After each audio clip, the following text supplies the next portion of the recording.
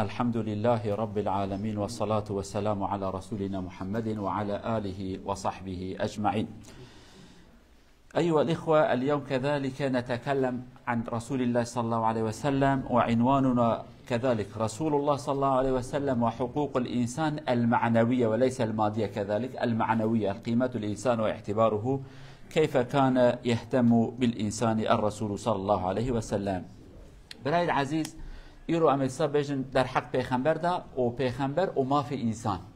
هفته چویج میگو پیغمبر حق انسان، ولكن في هفته تیسا ما في انسان ایجا حق انسان معنوی، یعنی کرامتاوی، شرفاوی، قدری، قیمتاوی که پیغمبر ما علیه الصلاة والسلام چه قاصل سری سکنیه قیمت دایه که نخواستی قیمت و شرف انسان به قیمت هندا بیانه. ابجی حقا که مهمه لورا ام انسان ده قیمت ما هنا قیمت ما فیزیکی هي گوشت ما دست ما، یک قیمت ما معنوی هي شرف ما ناموس ما بکردید من حسیت انسان اوانا جی قیمت کا دننه. قالك جارا انسان حیات خویا فیزیکی قربان کرد برا شرف هم نشه، ناموس هم برا نشه، برا بیهره جبروی امریکا تماشا کن پیغمبر ما علیه الصلاة والسلام چه قاسا قیمت دایکی. مثلا من الامور التي نحب ان نتكلم القيمة المعنوية للانسان.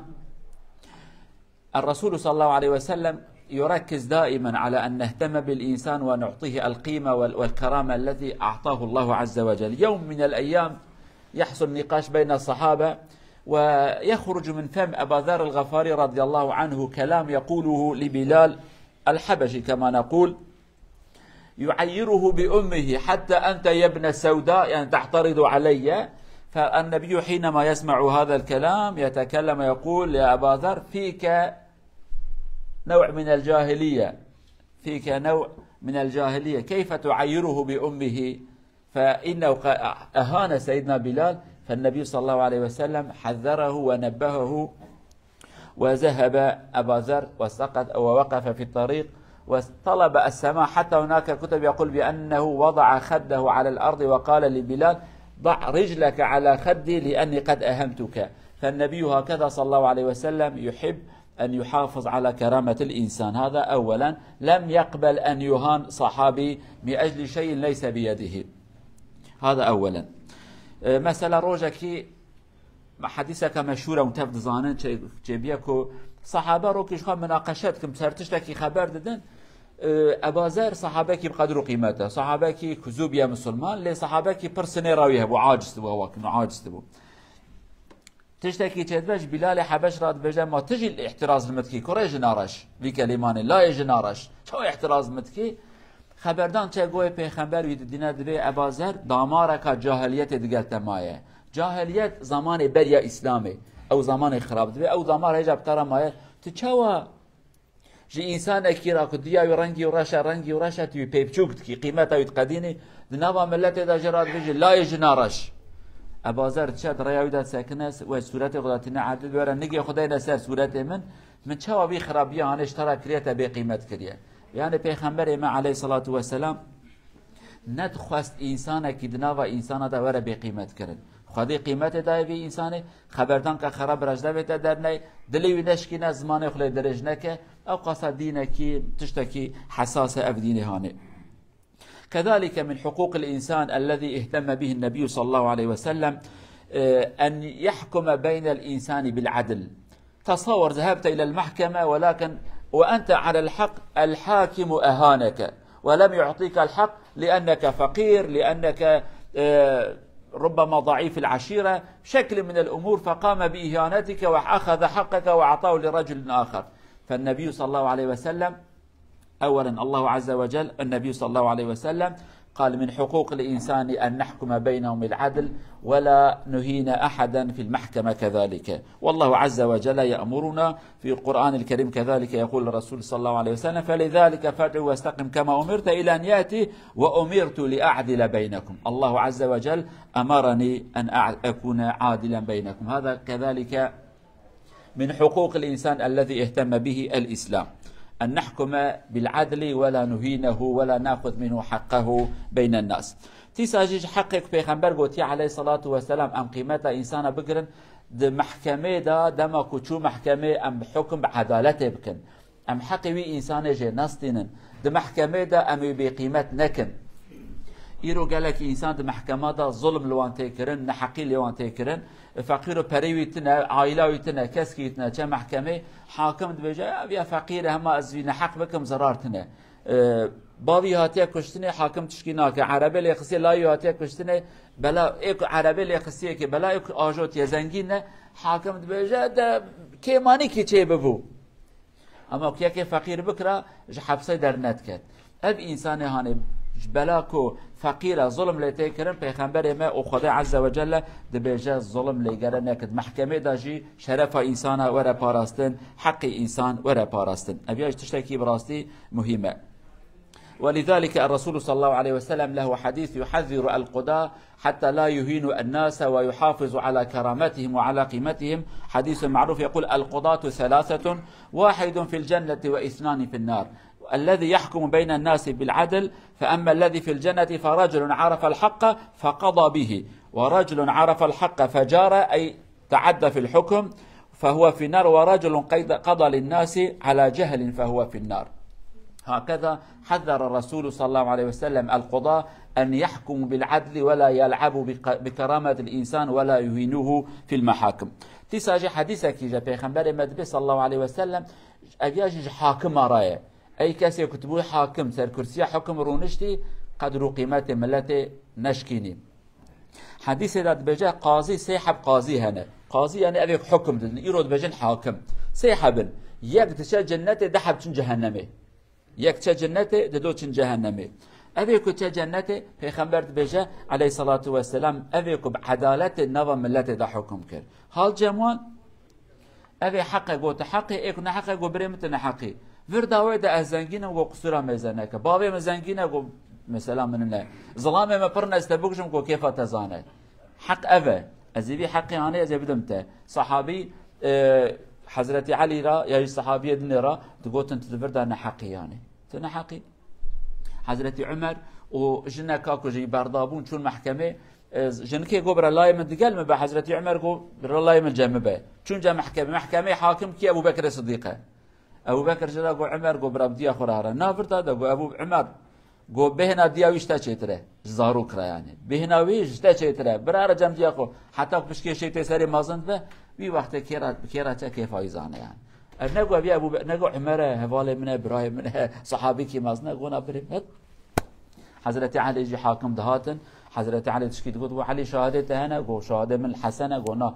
لا يتنابى شهادته یکی دی ہے گو یکی دی تنه گو بیا مالت ان مال ای یهودی ابي يهودي رابو كلمه شهادت يعني او دينك حق خليفه بسطنا بدا كافرك وكمن او ديني انا دينك حقه رابو بو مسلمان حضرت علي رجوا بيجي واجا بره هديه بشترى اجاز هديه دمته جلوي حربي بو اجا تبي حاكمك بحكم عدالتك كجنته ابيكو حق زانه حقينا بجا يا ابي جاهل كو بيا حاكم بج عاقل خو فتوا كده وان هر دو حاكمايتن جهنمه شبه قيمتها انسان پیغمبر ما عليه الصلاه والسلام في تشتانت كدغو امان اگهدار بن حق كسكي نخون ظلم لوان لكد محكمه ذا كذلك الرسول صلى الله عليه وسلم هناك امر مشهور حادثه مشهوره ياتي احد الاشخاص وله حق على الرسول صلى الله عليه وسلم ولكن يشد على الرسول ويقلل الادب انتم هكذا قوم مضطر يعني اخلاقكم غير جيد تاخذون الدين من الناس ولا تردونه قوم مضطر يا بني عبد المطلب هكذا يقول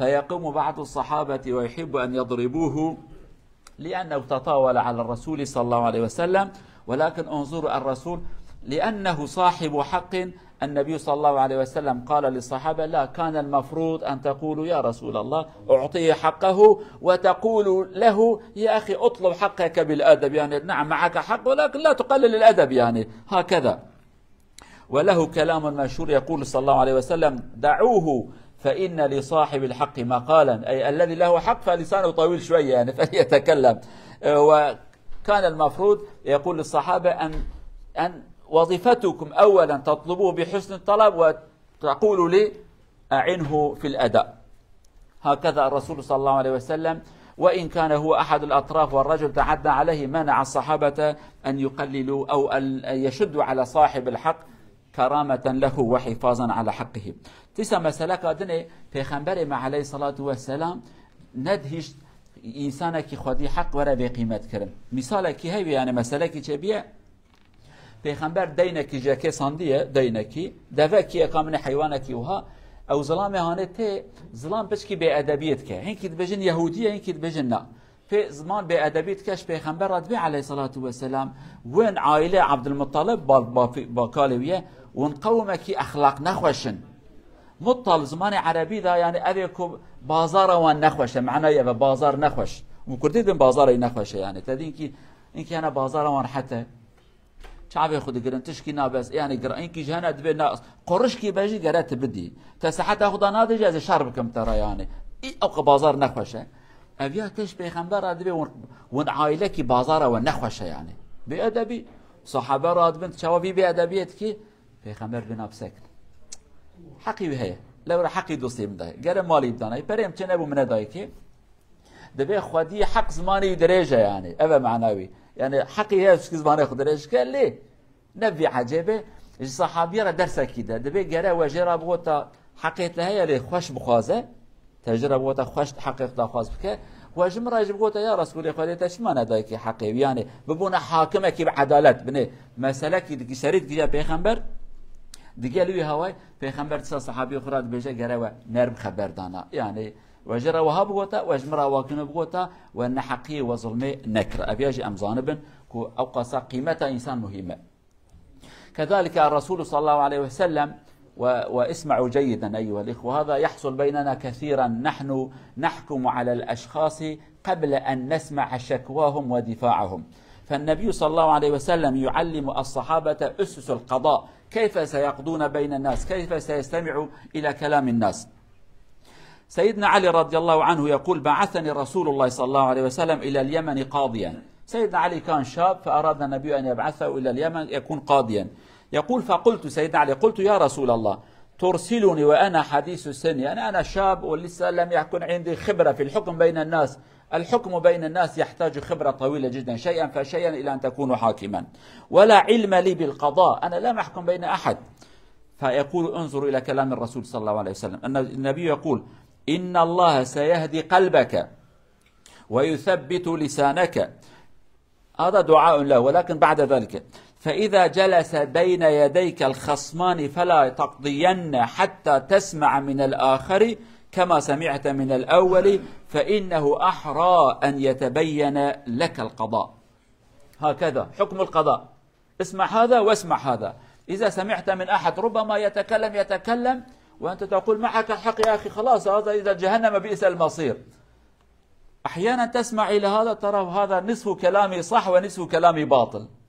فيحصل أنت إذا حكمت في الحكم قبل أن تسمع من الطرفين فتحكم بالباطل بين الناس فالنبي هكذا علمهم وهذا ما يحصل بيننا كثيرا يأتي رجل عنده شكوى نحن نسمع كلامه فهو يملأ قلبنا حقدا على الطرف الآخر ونحن نحكم عليه مسبقا بدون أن نتكلم ونسمع دفاعه فالنبي علم الصحابة على أن يكونوا عدلاء أو أهل العدل يحكموا بالعدل كرامة على الإنسان لا يأخذ حق أحد من أحد فسيدنا علي يقول فما زلت قاضيا أو وما شككت في قضاء بعدما دعا لي النبي وأنا استمعت إلى نصيحته كان حكمي دائما وأنا على يقين بأني حكمت بينهم بالعدل فليكن هذا قياسا بيننا اسمع من الطرفين وبعد ذلك أحكم تشتكيدن باش قداري بكن أبيا شاشتي أم قالك كن يكتي جمع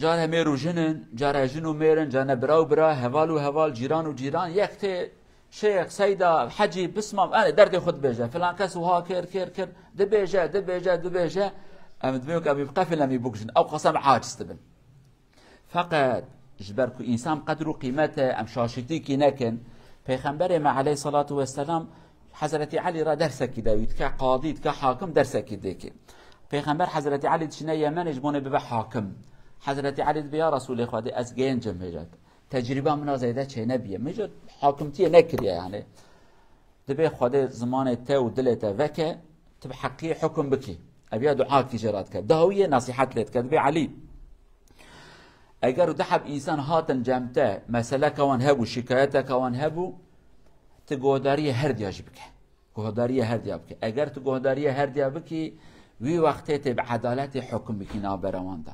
لیتا گهداری یکی کرد تا گهداری بیا نکرد. قال لك جراحة سر مات ملت مسألة عائلة مسألة دبي فلان كاس وها كر دبي ام شقاد بي افيا شقا ظالمه شقا خرابه داويك هر دو تر محكمه رو دين تماشيت كي افيا نيفي خبردان اي دروا نيفي راسته افيا جي اوج تليفون كي در تخ گوتيه اوج نيفي دروا نيفي راسته هر کس کی راستی خو گوتيه دروا خو شاشتي خو نگوتيه لو ما پیغمبر عليه الصلاه والسلام دبي وهابك وی دماهانه دم وقت گوداری هر دیا بکی تظلم الکس کی ناکی نه ظلم الویات کی نه ظلم الوی انسان هانت کی به وی شکل هانت به دل ترحت به و حضرت علی به جاج اور بشونده من وها کریه و هروج دل مرحته من تی انسان کی حق وی نخواریه يعني او قصه تشتكي مهمه. وكذلك من حقوق الإنسان الذي أمرنا به الإسلام أن نتأكد من الدليل ولا نعاقب أحدا بالشك. هذا هو الآن ترى كثيرا من الدول يأخذون الرجل ويحطوه في سجن لسنوات وهو بريء وموجود في كل الدول في المحاكم كلمة معروفة المتهم بريء حتى يثبت إدانته. كلام معروف كلهم يقول القضاة والمدعين العام والحكام والشرطة يقول المتهم بريء ولكن عمليا كلنا متهمون وعندنا علينا الذنوب فعلينا أن نثبت براءتنا. أنت متهم مسبقا أنت محكم عليك بأنك مجرم فعليك أن تثبت بأنك بريء. أصبح العكس. أما الإسلام الذي علمنا الرسول والصحابة قال ادرأوا الحدود بالشبهات. هذا منهج الإسلام. يعني أنت تشك في أمر من الأمور وعندك شبهة غير متأكد لا تطبق الحكم عليه. أنت في شك. لو تعفو عن رجل عن خطأ أفضل أن تعاقبه عن خطأ. أخذت رجل وظننت بأنه سرق فقطعت يده بالخطأ قطعت يده وبعد ذلك قد ثبت لك بأنه بريء هل يمكنك أن ترد إليه يده؟ ذهب. ولكن إذا حكمت عليه بالبراءة وخلاص أطلقت سراحه وبعد شهر أثبت أو ثبت لك بأنه مجرم تعاقبه مرة ثانية. خلاص هذا المنهج الإسلام لأننا علينا أن نحافظ على كرامة الإنسان وحق الإنسان ولا نهينه ولا نأخذه بالشك والشبهات بل باليقين. تشتكي دني قالوا إنسانا قانون إسلامي دا دبي هر إنسان كي وتفكي دنيا دا جاف قانونه هر محكمة تفكي دنيا دبي هر إنسان كي كو تويقرتيه كريه حبسه أبيا في إنسان بيقنه بيسوجه حتى كسوجه هات قبول كرن. پیغمبر مجید قانون اسلام دا گوتیه و چه انسانی گرد و محکمه چه به حیرت محسومی تا تشتکی نکری حتی که دلیل جمع چه بود تا گناهکاری کریه. قانون اسلام اول ایرو دولت مسلمان تماشات کی میرک تگرند کن حبسه مچ کریه دبی تا تشکی کریه لیامزان تا چکریه حتی بدین تا چکریه دو دینه جیم تشکی نکریه ادبی ده هر مالی میرک ساله که 2 سال حبسه داد مینه نحقی و ظلم لیته کرن تشتيك إسلامش مراد بي قدر وقيمة إنسان بزانبن برأس حتى كده حبسه دا بي سجن منه في إنسان بي جنه نابي حبسه والملت بي شك وشبهه دابين حبسه والمال وان خرات كن إجا أب أخلاقي أنا يجي بيخنبرج مرة قوتيه وإسلامش مرة قوتيه حتى حضرت عمر جي خبردان قوية مشهورة قوتيه لأن أعطل الحدود بالشبهات أحب إلي من أن أقيمها في الشبهات. قوتيه از جزا کی بسر شبهه بدم جزا بدیه کی بشبهه يعني الدليل امنا صديصتنا لو صديصتنا دليل تنها قوتن فلان كانت ذكر يا دليل مليل ولا دليل ما صديصتنا اللي صدي ده ما رابو دست ميرك جيكر له صدي ده دليل ما هي صدي نوت دليل ما تنا پشت سالا کی درکت في انسان سوج نکریه دست يچو تچب کیجه اجا حضرت عمر دبي از انسان کی بشاشيتي عفو بكم چيترك ابشاشيتي جزا بدمك يعني برقه بلكي تبي عفو كرد داوية قاعد ماخذ هات رابور وكاميرا وفيديو وشهاد هاتن برمنا والله مشاشتي كده تدزي كربو قرقاي بقرا اما والله ما قلت قاي تدزي مدرسه تجيكر اوفيت باشي والله تدز نبو فلان كسبو دو بير دركات حبكي الله اعلم ديار بكر الكوب كابرا دركات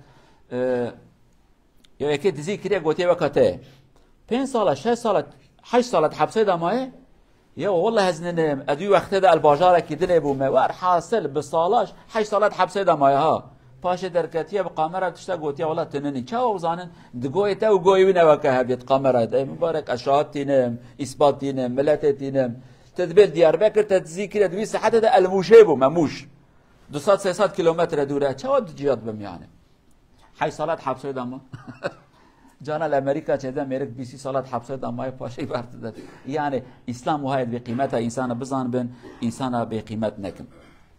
كذلك من حقوق الإنسان الذي اهتم به الإنسان أن نحافظ على الحياة أو المعيشة الآمنة الكريمة للإنسان، لا نتركه جائعا.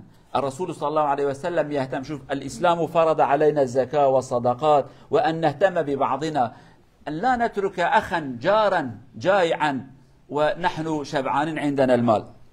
الحديث هكذا يقول: ما آمن بي من بات شبعانا وجاره جائع إلى جنبه وهو يعلم به.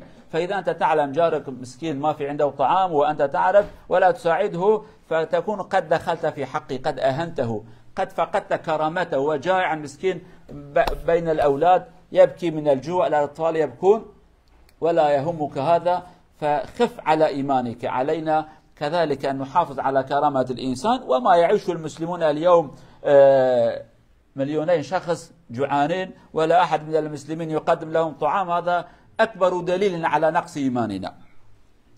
تساجي حق إنسان، كرامة إنسان، شرف إنسان ورا باراستن حديثك يعني چوا كت فيزيكا إنسان بپاريزي لازمته يبرچي جنيلي ويتعزي جنيلي بمال جنمينه.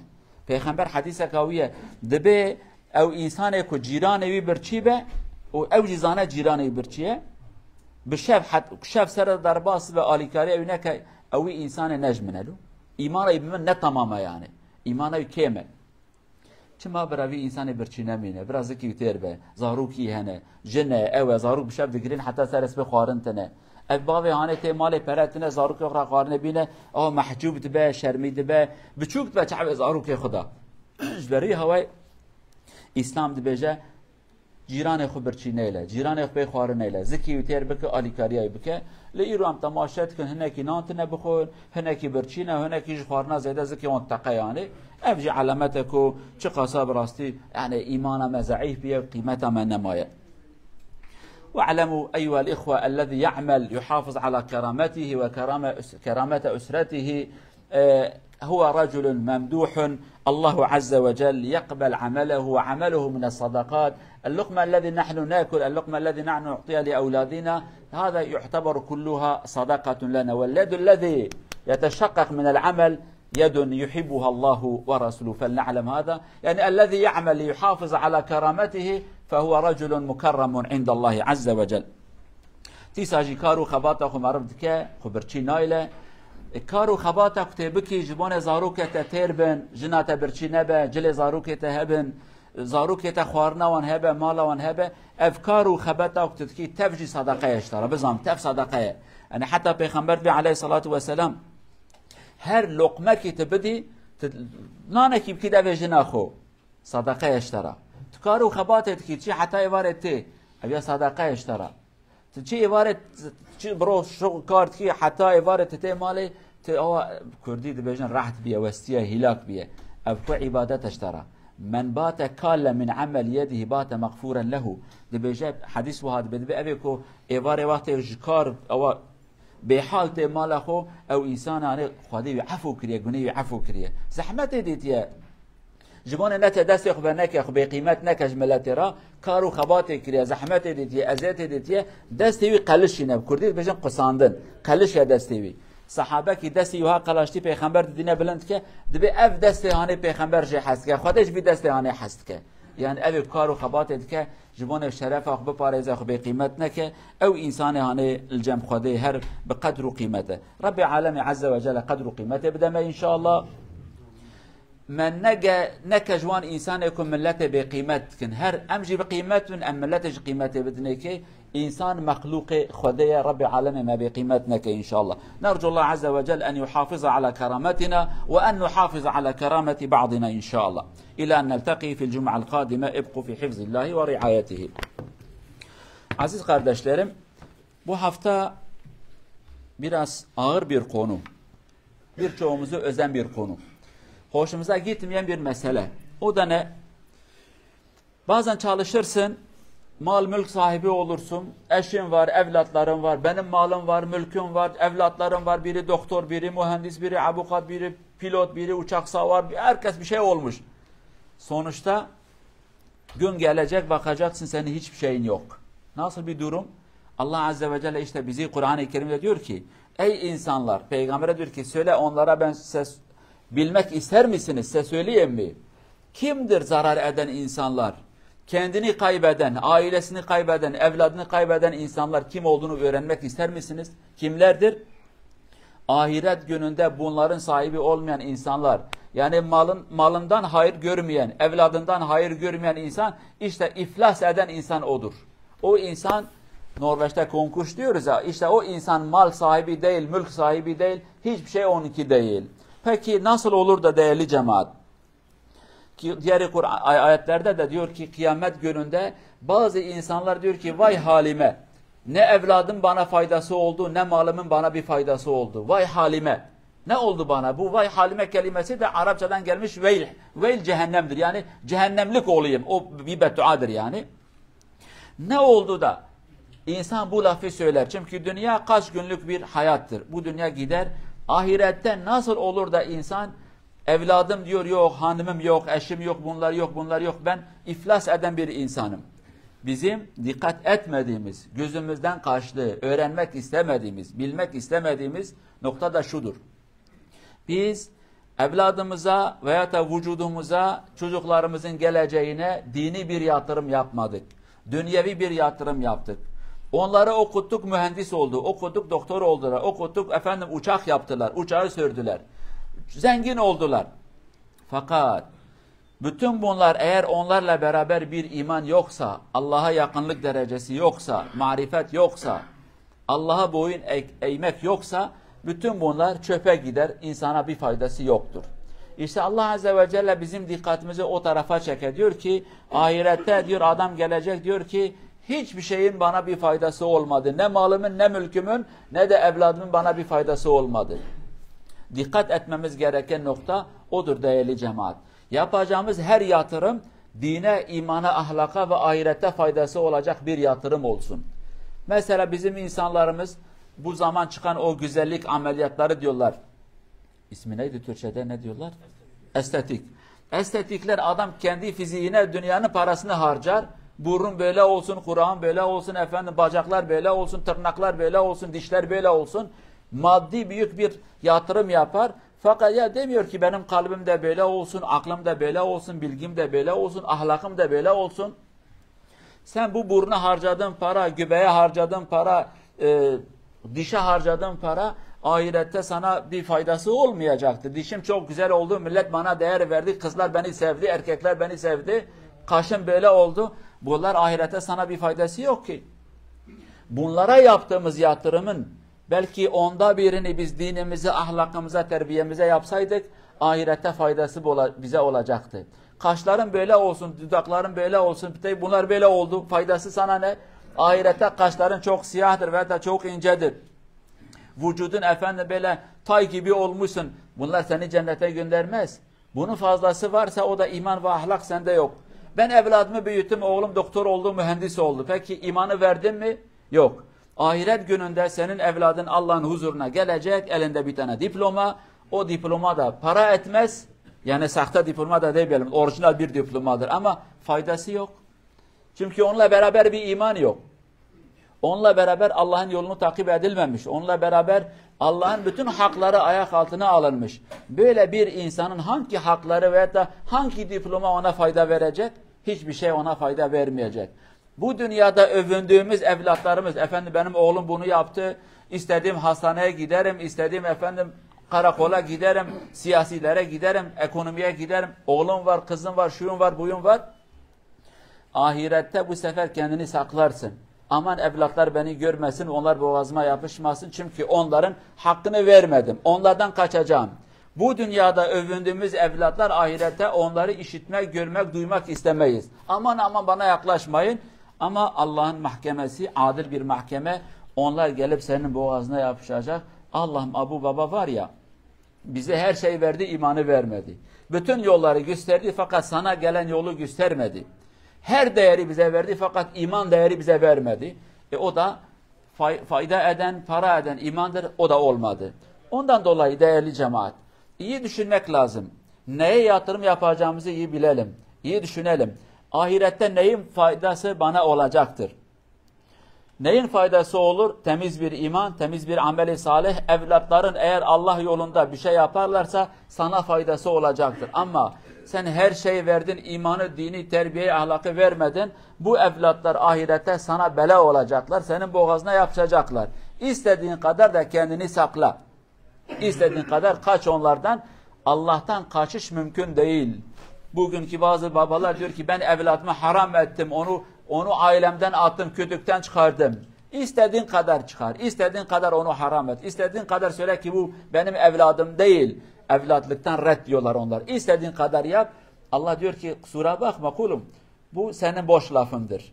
Ben bunu kabul etmedim. Sen onun babandın, ben onu sana vermiştim, sana emanet etmiştim. Sen de kendi görevini yapmadın, emanete hıyanet ettin. Bunun da büyük bir vebalı vardır. Buna dikkat edelim. Evlatlarımıza neyi veririz? Neyi vermişiz?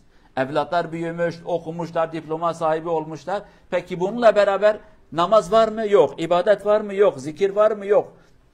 Allah yolunda 2 adım atmış mı? Yokla atmamış. Ama ben onu okuttum. Ben şunu yaptım, ben bunu yaptım. Tamam, sen görev bir şey yapmışsın, iyi bir şey yapmışsın ama bundan daha önemli bir şey daha var. Keşke onu da verseydin. Keşke ona dini, imanı, terbiyeyi, ahlakı verseydin. Efendim diyor eşek değil ya, şimdi 20 yaşına gelmiş. 20 yaşına kadar geldi, sen niye o zamana kadar onu okula gönderdin? Sen bari okula da göndermeseydin. Yok, okula gitsin zamanında, okula zamanında gönderdin. Fakat dine, imana, terbiyeye zamanında vermedin. Şimdi büyümüş, elinde telefon var, aklı yok mu? Bir öğrensin bakayım. Okula da göndermeseydin zaten büyüyecekti, telefon eline girecek, öğrenecekti. Demek ki hayat öyle değil. Elindeki olan telefon, bilgisayar, internet insanı adam yapmaz.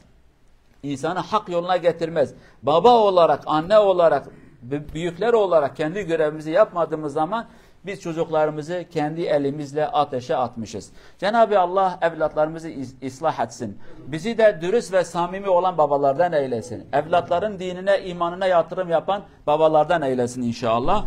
Ahirette de cümlemizi Allah'ın huzuruna götürsün ve Resulullah sallallahu aleyhi ve selleme komşu eylesin inşallah. Vesselamu aleyküm ve rahmetullahi ve berekatuhu.